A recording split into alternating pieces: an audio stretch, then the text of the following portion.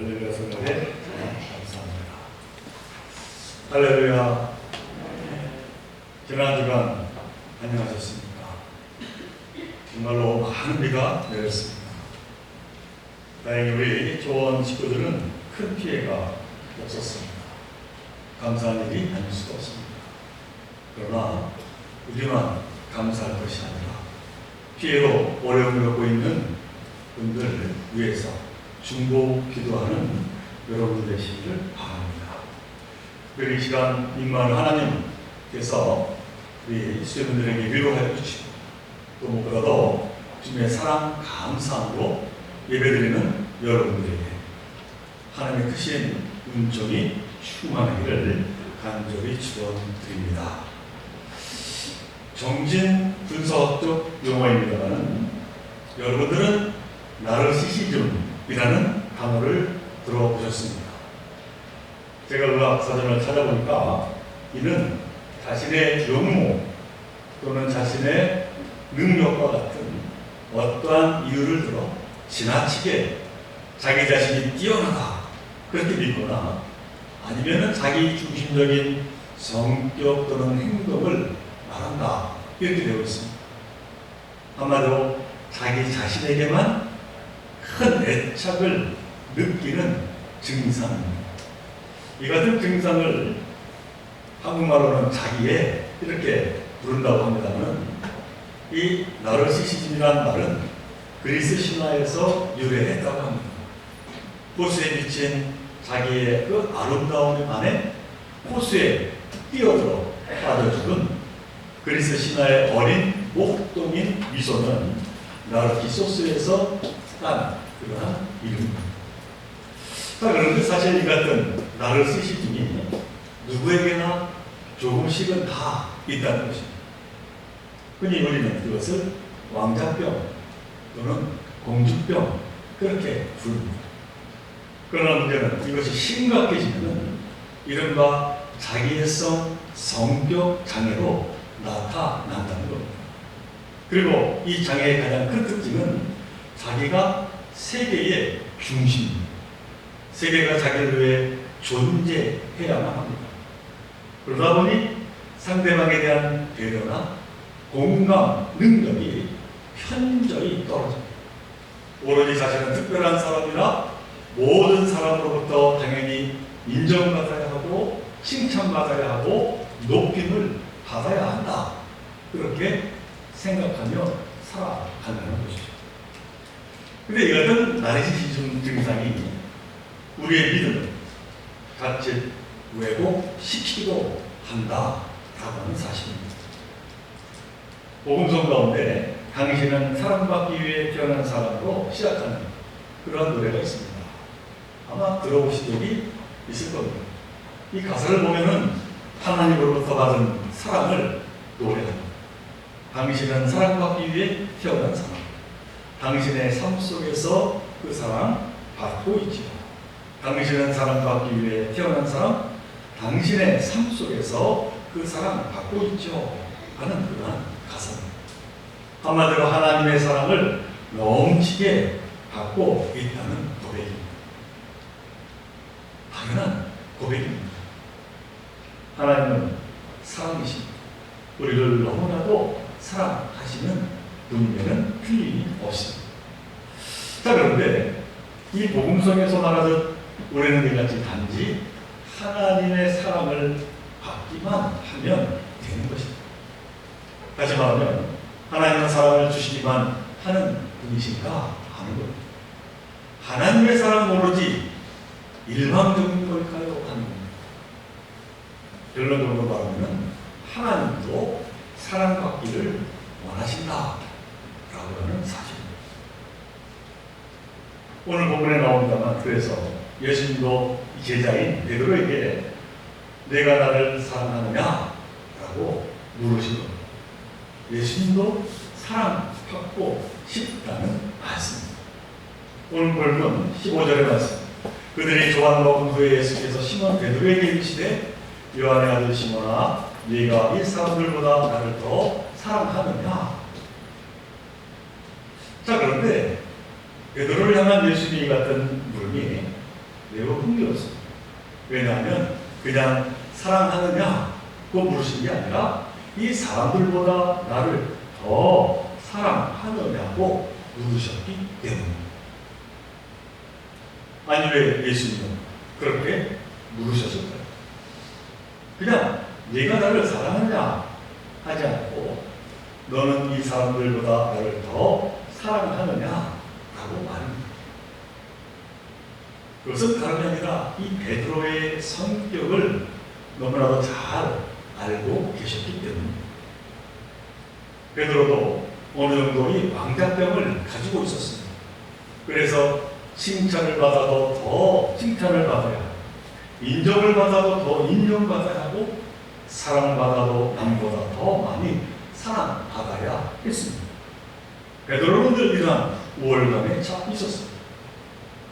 그런 그는 과거에 어떤 일이 있어도 결코 예수님을 부인하지 않겠다고 꼭 장담했습니다.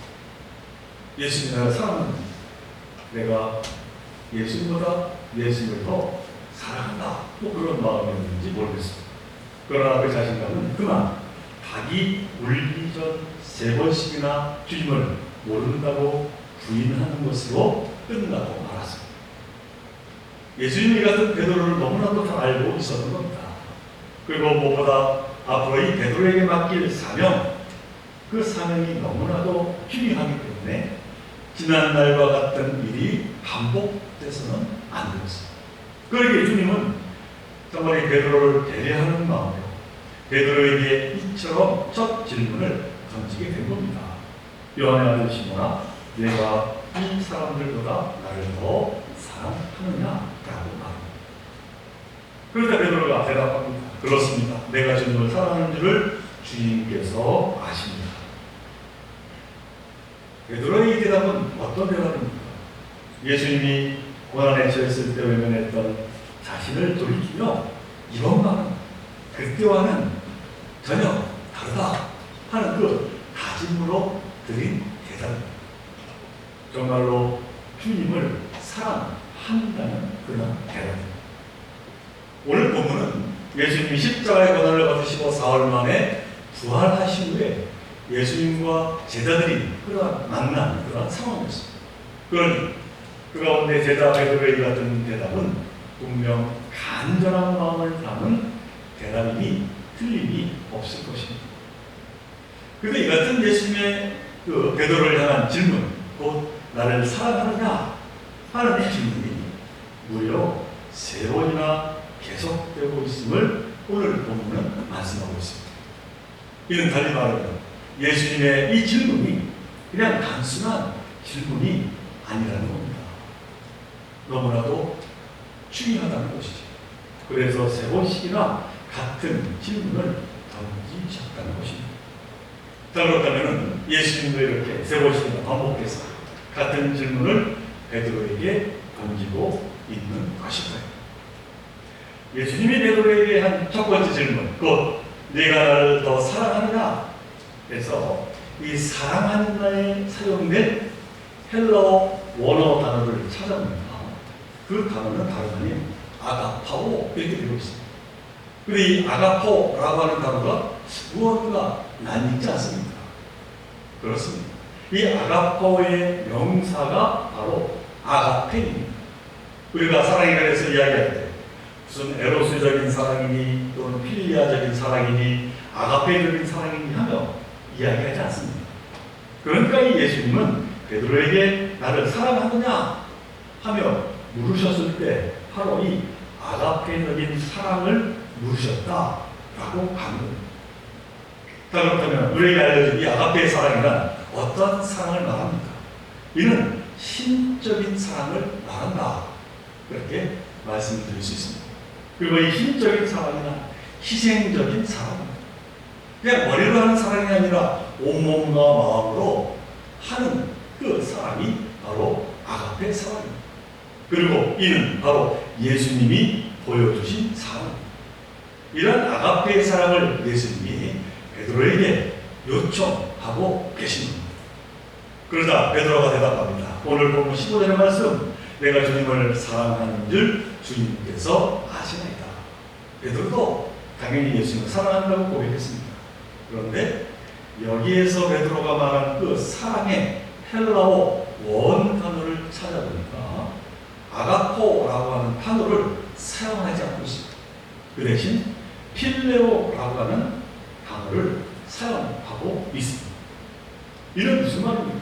그러니까 예수님께서 베드로에게 아가페 사랑을 할 수 있겠느냐 물으시자 베드로는 제가 필레오적인 사랑을 하겠습니다. 이렇게 대답을 했다는 겁니다. 자, 그렇다면 필레오라고 하는 이 사람은 어떠한 사랑을 말하는 것일까요? 이 필레오, 이 명사는 필리아인데 이는 감정적인 사랑이 아니라 매우 이성적인 사랑을 뜻합니다. 좀 더 구체적으로 말하면은 이 필레오 사람은 친구와의 우정을 나누는 그러한 사랑, 상대방을 그렇게 대하는 사랑을 말합니다. 그러니까 이 아가페 사랑, 희생적인 사랑과는 좀 성격이 다른 사랑입니다. 그런데 이 베드로가 이처럼 아가페가 아닌 필레오 사랑으로 대답한 이유가 분명히 있었습니다. 그것은 자신의 지난날의 치기 어린 행동을 너무나도 그는 잘 기억하고 참으로 가슴 아프게 생각을 했기 때문입니다. 요한복음 13장 37절에 보면 예수님께서 제자들에게 십자가 죽음의 길로 떠날 것을 말씀하사 베드로는 이렇게 고백을 했습니다. 주여, 내가 지금은 어찌하여 따라갈 수 없나이까?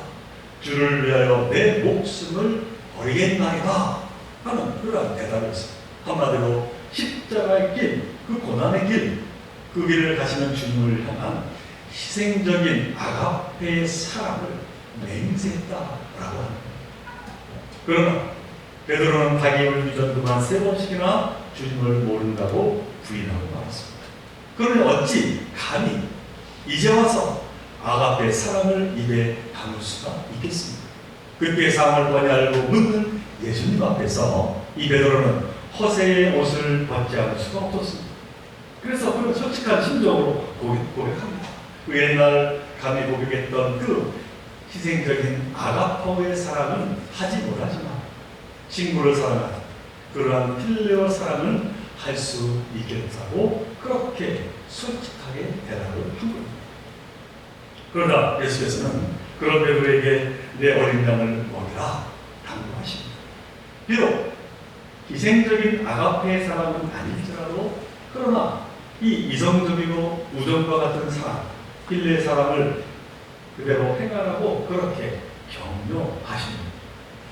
자, 그런데 얼마의 시간이 지났을까요? 예수님은 얄궂게도 똑같은 질문을 다시 베드로에게 던지십니다. 오늘 본문 16절의 말씀입니다. 요한의 아들 시몬아, 네가 나를 사랑하느냐? 이 첫 번째 질문에서 이 사람들보다라는 말이 떨어져 나갔습니다. 너는 나를 아가파오, 곧 아가페적인 사랑을 할 수 있냐고 그렇게 똑같은 질문을 던집니다. 아니 왜 예수님은 굳이 같은 내용의 질문을 다시 이 베드로에게 해야만 했을까요?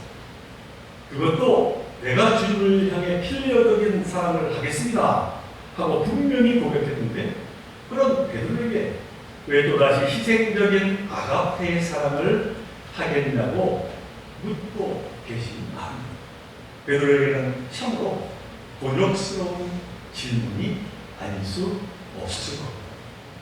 그런데 여기에는 예수님의 아주 깊은 의도가 담겨 있었습니다. 그것은 필레오의 사랑을 갖고도 어린 양들을 먹이다 봅니다. 그 필레오의 사랑이 언젠가는 아가페의 사랑으로 깊어질 수 있을 걸 예수님은 알고 계셨습니다. 그러니까 사랑을 하면 할수록 그 사랑이 깊이가 깊어진다는 겁니다. 그래서 예수님이 다시 한번 아가페의 사랑을 요청하셨던 겁니다. 베드로야, 너는 분명 옛날에 그 트라우마를 극복하고 아가페의 사랑을 할 수 있으리라. 그렇게 경륜하며 물었다라고 합니다. 그러나 베드로의 대답은 여전했습니다. 아니, 확고합니다.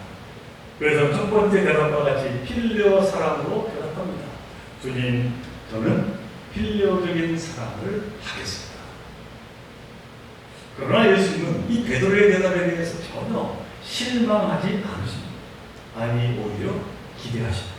베드로의 솔직한 대답, 변함없는 대답을 들으셨기 때문입니다. 그래서 예수님은 베드로에게 한 걸음 더 나아가 적극적으로 대하고 계십니다. 오늘 본문 16절의 말씀, 내 양을 치라. 예수님은 베드로의 첫 번째 대답을 듣고 15절에서 어린 양을 먹이라 하셨습니다. 그런데 이 두 번째 대답을 듣고 16절에서는 어린 양이 아니라 그냥 내 양을 치라, 그렇게 말씀하고 있습니다. 그러니까 어린 양으로 시작해서 다자란 그 큰 양까지 모든 양을 먹이고 돌보라고 하는, 그렇게 확대하여 그를 더 인정하여 말씀을 하신 겁니다. 베드로를 향한 신뢰가, 그리고 베드로를 향한 격려가 그의 질문에 묻어 있음을 보게 된다라고 하는 사실입니다. 자, 드디어 예수님이 베드로에게 마지막 세 번째 질문을 던지십니다. 오늘 보면 17절 전반부 말씀입니다. 세 번째 이르시되 요한의 아들 시몬아, 내가 나를 사랑하느냐? 그러자 베드로가 근심하여 대답했다고 합니다. 사실 근심하지 않을 수 없지 않습니까? 한 번도 아니고 두 번도 아니고 세 번이나 계속 물었으니 내 대답을 예수님이 믿지 못하시던가, 그렇게 생각하지 않겠습니다. 그래서 근심해서 대답했다는 겁니다. 17절 후반부의 말씀, 베드로가 근심하여 이르되 주님, 모든 것을 아시오. 내가 주님을 사랑하는 줄 주님께서 아시나이다. 우리는 이 세 번째 질문에서도 너무나도 흥미로운 사실을 우리가 만나게 됩니다. 그것은 지금까지 두 번에 걸쳐서 아가페 사랑을 원하는 예수님이 이 세 번째 질문에서는 마음을 바꾸시고, 그래서는 아가페 사랑을 하겠느냐 첫 번째, 두 번째 묻다가는 이번 세 번째에는 오히려 필레오적인 사랑을 물으십니다. 그러니까 예수님은 세 번째 질문에서는 한 발 뒤로 물러나셔서 베드로에게 이렇게 물으십니다. 내가 나를 향하여 필레오적인 사랑을 하겠느냐? 이성적이며 그 친구의 우정과 같은 그런 사랑을 하겠느냐? 그렇게 대답을 한 겁니다. 이 물음 안에는 참으로 예수님의 깊고도 넓은 의미가 담겨 있습니다. 그러니까 예수님은 베드로를 믿고 인내하며 기다리기로 작정하셨다는 겁니다. 아니, 그 자체로 인정하시겠다는 겁니다. 진정 제자 베드로를 사랑하는 주님이 아닐 수가 없습니다. 여러분들은 자녀들을 키울 때 어떻게 하십니까? 혹시 조급하지는 않습니까? 분명 이 길로 가야 하는데 그 길이 바른 길인데 엉뚱한 저 길로 가는 자식을 바라보면서 그냥 믿고 지켜보기란, 인내하기란 여간 어려운 일이 아닌 겁니다. 그렇지 않겠습니다. 그런데 오늘 본문에서 예수님은 베드로를 믿었습니다. 인내했습니다. 인정했습니다. 사랑하는 제자 베드로가 저는 필요 사랑밖에는 할 수 없습니다 했을 때 나무라기보다는 그래, 그렇게 하라고 용기를 북돋아 주었다는 사실입니다. 그래서 그래, 너가 말하는 그 필요 사랑, 그 사랑을 하겠느냐? 그렇게 예수님이 다시 묻게 된 것입니다. 그런데 예수님이 원하셨던 사랑은 사실은 예수님 자신을 사랑하라 하신 것은 아니었습니다. 그 사랑을 실천하며 살라 하는 강구가 그 안에 담겨있다는 것입니다. 우리의 사랑은 마태복음 25장 40절의 말씀, 내가 진실로 너희에게 이르노니 너희가 여기 내 형제 중에 지극히 작은 자 하나에게 한 것이 곧 내게 한 것이니라 말씀하고 계십니다. 바로 예수님은 베드로에게 이것을 요청하십니다. 그래서 내 양을 먹여라 말씀을 하십니다. 우리가 사도행전에서 그리고 베드로 전후서에서 이제 기록하고 있는 베드로의 삶을 살펴보면 예수님이 같은 말씀을 그대로 열심히 따라서 살아갔음을 우리가 보게 됩니다. 우리가 베드로 전후서를 읽을 때 이 예수님의 질문을 바라보면서 그 말씀을 읽게 되면 우리에게 오는 그 감동은 더 크다라고 하는 것이죠. 그래서 베드로는 믿는 노력자들에게 늘 사랑에 대해 권면합니다. 베드로전서 4장 8절의 말씀, 무엇보다도 뜨겁게 서로 사랑하지니 사랑은 허다한 죄를 덮느니라, 그렇게 말씀합니다. 베드로는 또 후서 1장 7절에서 이렇게 권면합니다. 경건의 형제 우애에 사랑을 더하라 하는 말씀입니다. 그러니까 형제, 이성적인 필요의 사랑에서 더 사랑을 더하라 말씀하고 있는 겁니다. 희생적인 사랑, 아가페적인 사랑을 바라고 말씀하고 있습니다. 베드로는 그의 삶을 통하여 필요의 사랑을 고백했지만 그러나 그의 삶을 통해서 아가페 사랑으로 자신의 삶을, 사역을 넓혀 나갔다라고 하는 사실입니다. 어느 대학의 화장실에 스티커 한 장이 붙어 있었다고 합니다. 그 스티커에는 예수님이 좋은 걸 어떡하나요? 라고 하는 글이었습니다. 아마 그 대학교 기독 학생회에서 붙인 스티커인 것 같습니다. 그랬더니 그 스티커 옆에 그보다 더 큰 낙서가 거기에 적혀 있었습니다. 뭘 어떻게, 그러면 너도 십자가에 달리면 되지 하는 글이었습니다. 예수님을 사랑한다고 하는 것, 결국 그분이 가신 길을 따르는 삶이어야 한다는 그러한 이야기. 사랑하는 좋은 것은 베드로의 고백이 저와 여러분의 고백이 되기를 간절히 바랍니다. 특별히 오늘은 이제 내일 광복절을 맞이하는 지금 남과 북의 관계가 너무나도 좋지 않습니다. 북쪽에서 왜 그런지 이해를 못할 때가 많이 있습니다. 그러나 우리는 인내를 가지고 기다려야 할 겁니다. 아니, 한 걸음 더 나아가 그들을 바라보며 사랑의 손길을 내밀고자 하는 마음을 가져야 합니다.